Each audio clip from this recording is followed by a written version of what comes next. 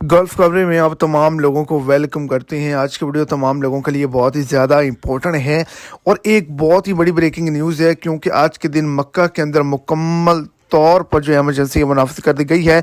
वहाँ पर एक बड़ा अफसोसनाक हादसा पेश आया है, जिसके नतीजे में दर्जनों लोग जो हैं वो हलाक हो चुके हैं, जिनका तल्लुक पाकिस्तान से था, इंडिया से था, बांग्लादेश से था। सऊदी किंग की जानिब से ऑफिशियली तौर पर एक शाही फरमान भी जारी किया गया है और सख्त एक्शन भी किया गया है।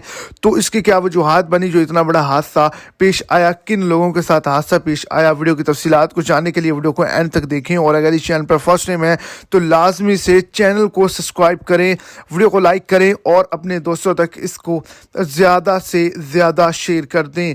तो आपको बताते चलूं कि एक बड़ी अपडेट जो है उसको शेयर किया है। उम्रा ज़ायरीन का अब बस एक्सीडेंट हुआ है, जिसके नतीजे में 50 अफराद जिनका तल्लुक पाकिस्तान, इंडिया, बांग्लादेश से था, वो वहां पर हलाक हुए हैं।